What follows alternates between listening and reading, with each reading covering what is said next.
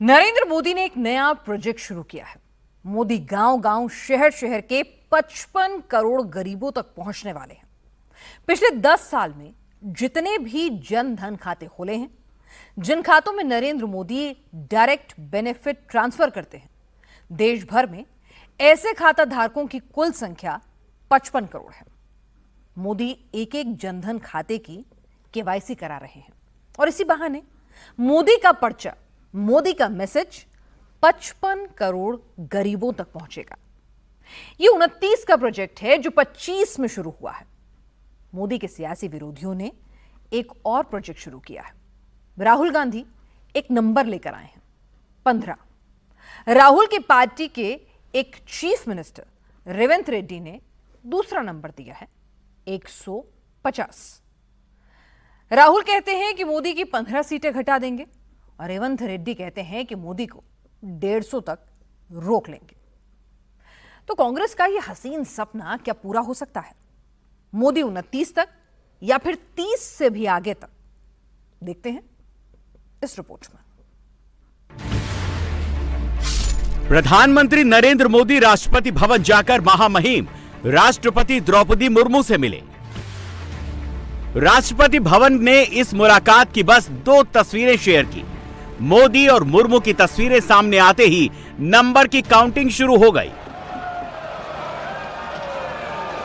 संसद में मची उठापटक और बिहार में वोटों के जोड़ घटाव के बीच देश के नए उपराष्ट्रपति का चुनाव होना है। जगदीप धनखड़ के इस्तीफे के बाद चुनाव आयोग ने 9 सितंबर को चुनाव होने की अधिसूचना जारी की है। इसके लिए 22 अगस्त तक नामांकन होना है। राहुल गांधी ने अपने घर पर 7 अगस्त को इंडिया अलायंस की मीटिंग बुलाई है। राहुल गांधी क्या नरेंद्र मोदी को अपनी ताकत दिखाना चाहते हैं?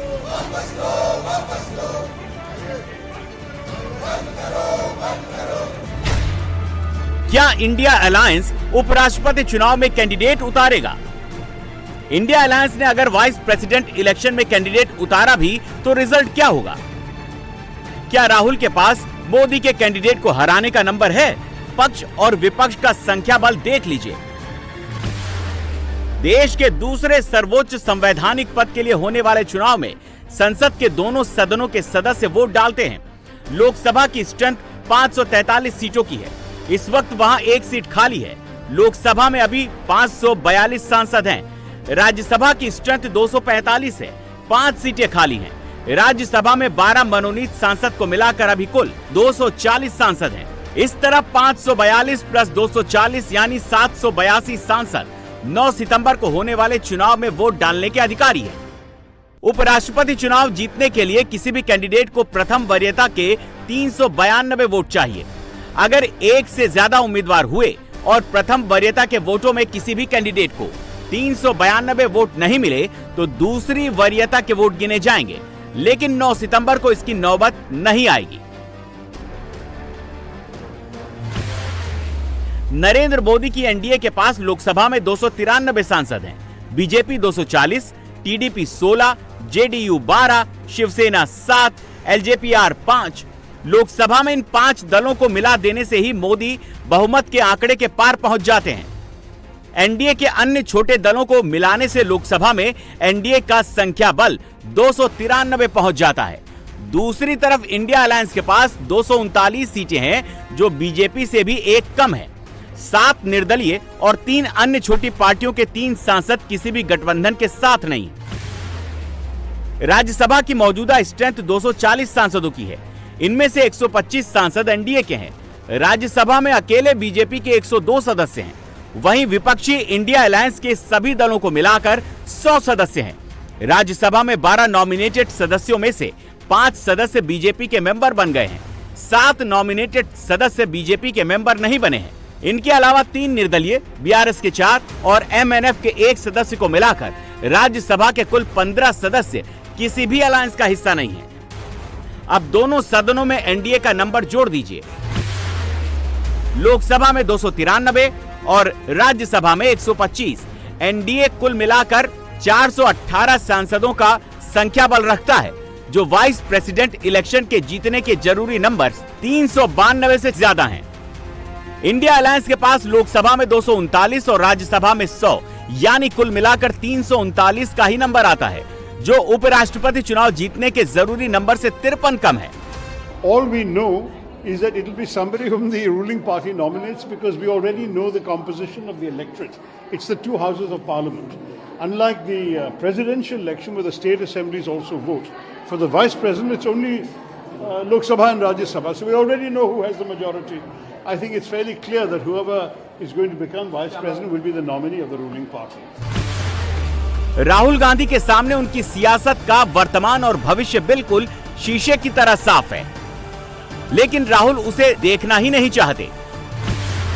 वो अपनी अलग दुनिया में मगन हैं और उसी दुनिया में ख्याली पुलाव पका रहे हैं। राहुल एक और थ्योरी लेकर आए हैं, वो ये कि 2024 में अगर 15 सीटें इधर उधर हो जाती तो नरेंद्र मोदी प्रधानमंत्री नहीं बनते। Is that the election system in India is already dead. The Prime Minister of India is the Prime Minister of India with a very slim majority. If 10, 15 seats were rigged, and we suspect actually the number is much closer to 70, 80, 100.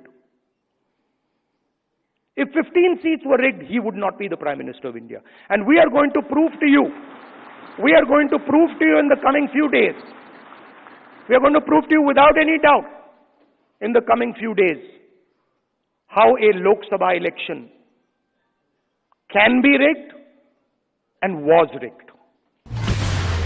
Modi से बार बार चुनाव हार रहे राहुल गांधी चुनाव आयोग को धिक्कारें, चुनाव आयोग पर लानत भेजें, चुनाव आयोग को मरा हुआ बताएं, ये समझ में आता है। If 15 seats were rigged, he would not be the Prime Minister of India. लेकिन 15 सीटों वाली उनकी थ्योरी समझ से परे है। क्या राहुल गांधी को पीएम बनने के लिए बस 15 सीटें चाहिए?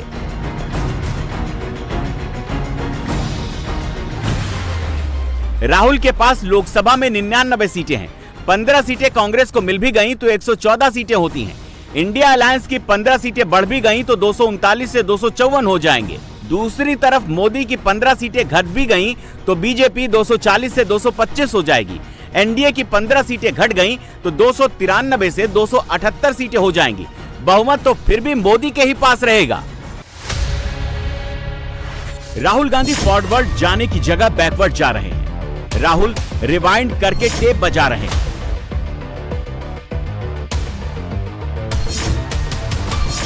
राहुल पहले महाराष्ट्र चुनाव में धांधली बता रहे थे, फिर कर्नाटक चुनाव में धांधली बता रहे थे, अब वो 2024 के लोकसभा चुनाव में धांधली बता रहे हैं। और तो और राहुल 2014 के लोकसभा चुनाव पर भी शक जता रहे हैं, जबकि 14 में चुनाव के समय सरकार कांग्रेस की थी। तीनों चुनाव आयुक्त भी कांग्रेस ने ही नियुक्त किए थे। With no doubt, zero doubt, how a Lok Sabha election is stolen.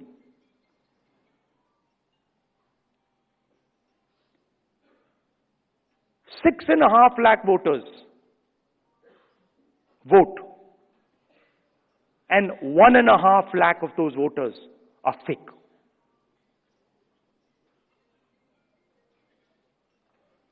Six and a half lakh voters vote, 1.5 lakh voters are fake. It's on paper. Documentation that we got from the Election Commission.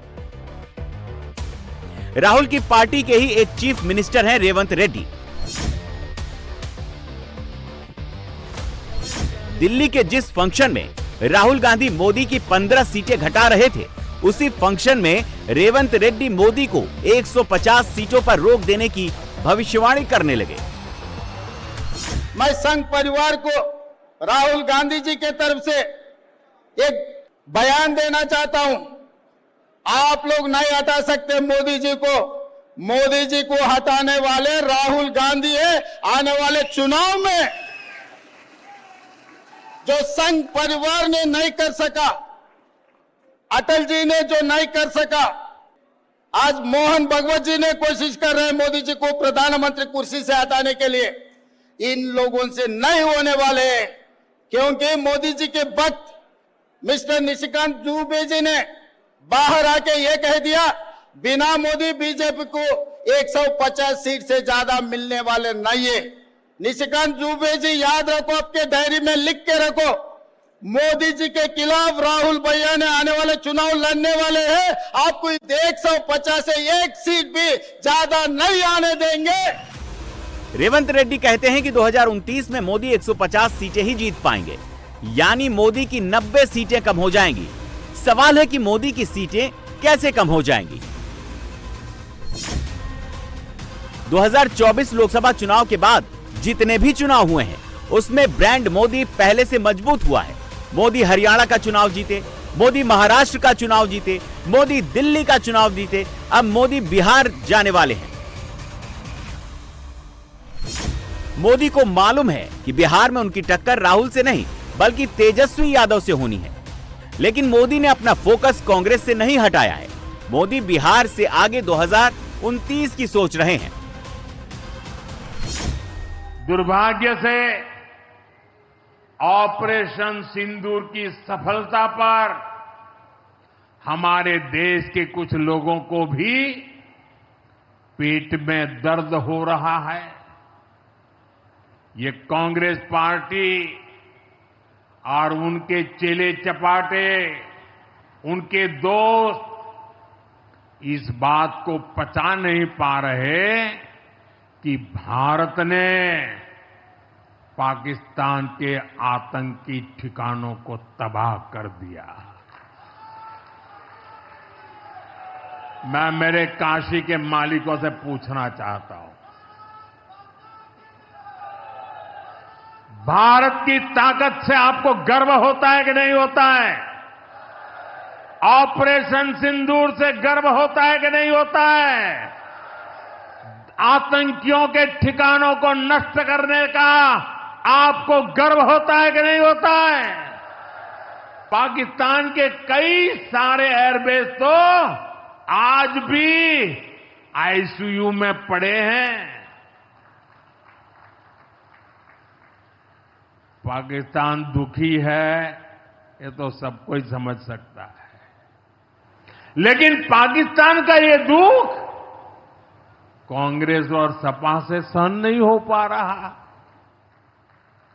उधर आतंक का आकार होता है, इधर कांग्रेस सपा वाले आतंकियों की हालत को देखकर रोते हैं। मोदी तो मोदी सरकार के number 2 home minister Amit Shah ने भी अभी से राहुल के कैंप में हलचल मचा दी है। 14 से 30 साल तक भारतीय जनता पार्टी की ही सरकार रहने वाली है। 30 साल तक बीजेपी का राज। अमित शाह ने ये बातें राज्यसभा में कही थी, जहां राहुल की पार्टी के मेंबर उनको टोका टोकी कर रहे थे। तब अमित शाह ने कहा था, देश 2044 तक बीजेपी की ही सरकार रहने वाली है। हर रोज कह रहे हैं कि आप हमेशा है नहीं, आप हमेशा नहीं रहेंगे, आप हमेशा का तो मुझे मालूम नहीं साहब। मैं 61 का हुआ हूं। 14 से 30 साल तक भारतीय जनता पार्टी की ही सरकार रहने वाली है। मैं चिदंबरम साहब को कहना चाहता हूं, आप वोट डाल दो, भारतीय जनता पार्टी की सरकार में थी। 30 साल तक भारतीय जनता पार्टी की सरकार रहेगी। मान्यवर, मैं 2015 में बोला था हमारी उड़ीसा कार्यकारिणी में, भुवनेश्वर कार्यकारिणी में। अब ये 5 साल गिन लो तो 15 तो हो ही गए और 15 भी हो जाएंगे।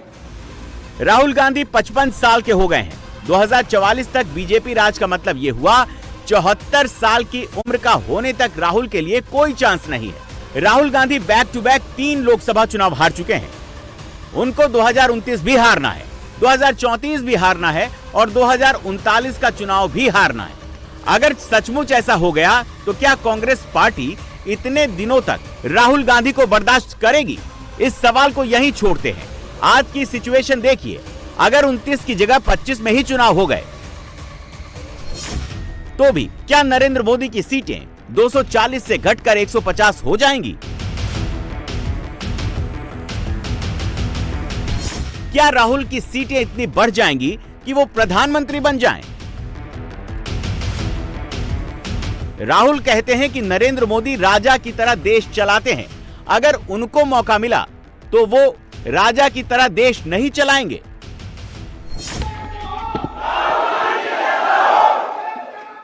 नहीं बॉस, नहीं, मैं राजा नहीं हूं, राजा बनना भी नहीं चाहता हूं। मैं राजा के अगेंस्ट हूं, कॉन्सेप्ट के अगेंस्ट हूं। चलिए राहुल की बात मान लेते हैं, वो राजा के कॉन्सेप्ट के खिलाफ हैं, लेकिन क्या हिंदुस्तान के 100 करोड़ वोटर राहुल के कॉन्सेप्ट से इत्तेफाक रखते हैं?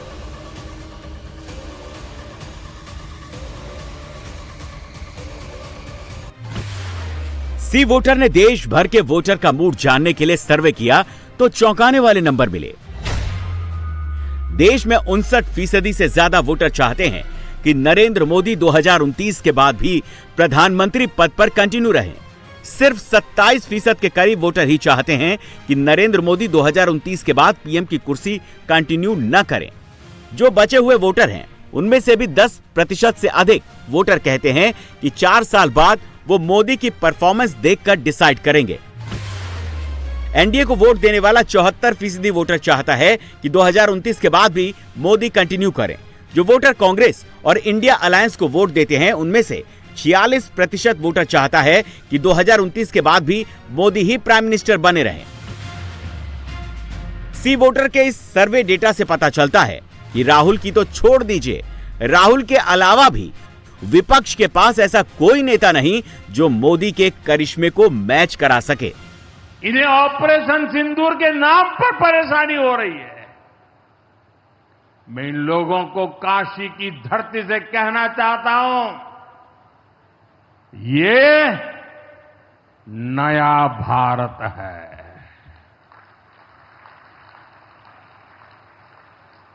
ये नया भारत भोलेनाथ को भी पूजता है और देश के दुश्मनों के सामने काल भैरव भी बन जाता है। 2014 में जब नरेंद्र मोदी पहली बार प्रधानमंत्री बने तब उनके फेवर में 2 मुख्य मुद्दे थे, भ्रष्टाचार और महंगाई। मोदी 11 साल से सत्ता में हैं, लेकिन राहुल अब तक इन मुद्दों को अपने फेवर में नहीं कर पाए हैं। भ्रष्टाचार रोकने के सवाल पर 30.8% लोग मोदी सरकार के काम को शानदार मानते हैं। इसके अलावा 18.3% लोग मोदी सरकार के एंटी करप्शन उपायों से संतुष्ट हैं और उसे अच्छा मानते हैं। 26.2% लोग भ्रष्टाचार के खिलाफ मोदी सरकार के काम को औसत मानते हैं। सिर्फ 10.1% लोग ही मोदी सरकार के भ्रष्टाचार विरोधी काम से नाखुश हैं। राहुल ने कोशिश बहुत की। राहुल ने राफेल से लेकर अडानी तक सब कुछ ट्राई कर लिया, लेकिन वो मोदी पर करप्शन का कोई चार्ज चिपका नहीं पाए। महंगाई के मुद्दे पर राहुल देश भर में 2 यात्रा कर चुके हैं, लेकिन वो सरकार पर महंगाई बम नहीं फोड़ पाए। महंगाई रोकने के सवाल पर 26% लोग मोदी सरकार के काम को शानदार मानते हैं। इसके अलावा 23.9% लोग मानते हैं कि मोदी ने कुछ हद तक महंगाई रोकी है। 17.6% लोग महंगाई के खिलाफ मोदी के काम को औसत मानते हैं। सिर्फ 5.2% लोगों को लगता है कि मोदी ने बढ़ती महंगाई रोकने के लिए कुछ नहीं किया। How a Lok Sabha election can be rigged? चारों तरफ हार कर राहुल गांधी ने वोट चोरी का एटम बम बनाया। मोदी को छोड़कर राहुल चुनाव आयोग को टारगेट कर रहे हैं, लेकिन राहुल कोई सबूत पेश नहीं कर पा रहे। राहुल गांधी भारत विरोधी एजन व्यक्ति। राहुल गांधीये खाली बांग्लादेशी और पाकिस्तानी मुसलमानों लगत आछे, भारतीय हिंदुर लगत नाई, भारतीय मुसलमानों लगतो नाई। राहुल गांधी पक्का एजन देशत विरोधी व्यक्ति। बिहार में तेजस्वी यादव ने राहुल को कॉम्प्लीमेंट करने का प्रयास किया, लेकिन वो अपने ही जाल में फंस गए। 2 वोटर कार्ड रखने के मुद्दे पर चुनाव आयोग ने तेजस्वी को नोटिस भेजा है। देखिए, हम राजनीति ज्यादा यहाँ बतियाने नहीं आए, हम मुद्दे की बात करने आए हैं। पढ़ाई, दवाई, कमाई, सिंचाई कार्रवाई और सुनवाई वाली सरकार होनी चाहिए कि हमारे जो मालिक है वो आप ही लोग मालिक हैं। लोकतंत्र में जनता मालिक होती है। तो मालिक, आप सब लोग आने वाले चुनाव में एक होकर के इस सरकार को पटकिए और एक नया बिहार, तरक्की वाला बिहार, प्रोग्रेसिव बिहार बनाने का काम कीजिए। लेकिन ये लोग चाल चल रहा है मोदी जी और नीतीश जी, वोटर लिस्ट से नाम कटता, वोटर लिस्ट में सुनिश्चित कीजिएगा कि आपका वोटर लिस्ट में नाम हो, आपके रिश्तेदार, दोस्त, परिवार का नाम हो। जब वोटर लिस्ट से नाम कट जाए तो ये सरकार ना पेंशन देगा ना राशन देगा। कोई भी नेता लोकसभा चुनाव यूं ही जीत जाता। पार्टी कमजोर हो, राज्यों में संगठन ना हो, बूथ पर वर्कर ना हो तो राहुल क्या ही कर लेंगे। दूसरी तरफ मोदी सब कुछ मैनेज कर चल रहे हैं। उनके पास पार्टी वर्कर की सबसे बड़ी फोर्स है। एक एक बूथ तक मोदी का मैनेजमेंट है।